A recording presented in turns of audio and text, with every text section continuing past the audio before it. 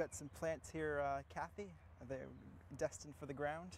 Yes, we're putting the finishing touches on our brand new pollinator garden here at the Ecology Park. Okay, and what is a pollinator garden to start off? Well, bees basically are nature's most effective pollinators. And that means that they take pollen from one flower and they transfer it to another while they're collecting food. And it's particularly important to us because 1/3 of the food that we eat requires pollination by bees. So all the fruits that we eat, many of the vegetables, the cucumbers, the squashes, the beans, all of them require pollination by bees.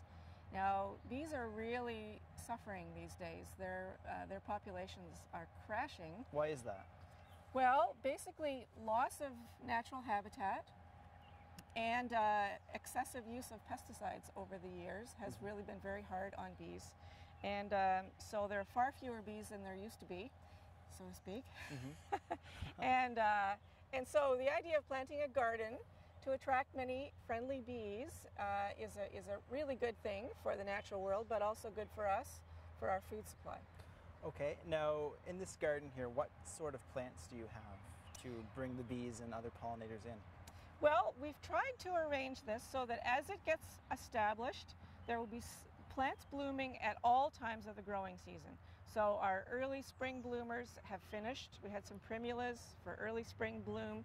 Right now we have some beard tongue, some blue beard tongue that's blooming, a little bit of gaillardia.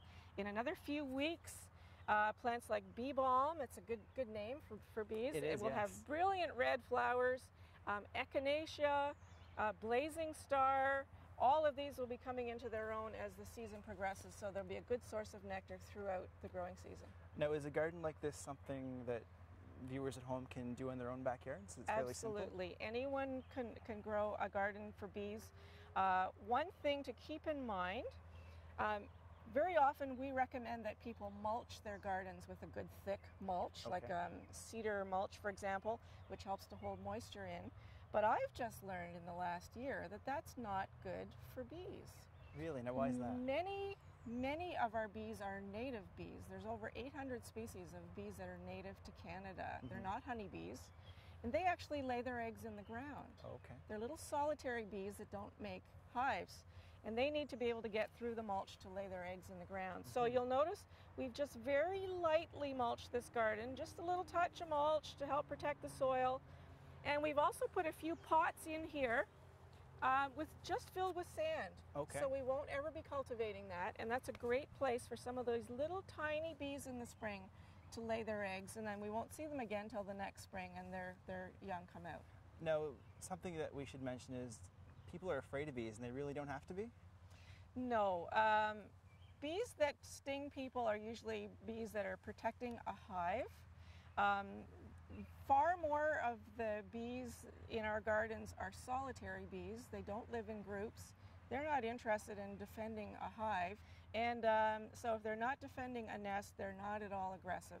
And so, you know, just keep your eyes and ears about you, and we can definitely peacefully coexist with bees. In fact, we need to.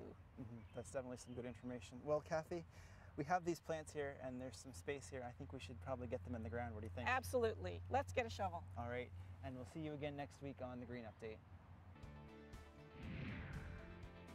The Green Update is brought to you by Peterborough Moves. Carpool to and from work and catch up on what you missed at the water cooler.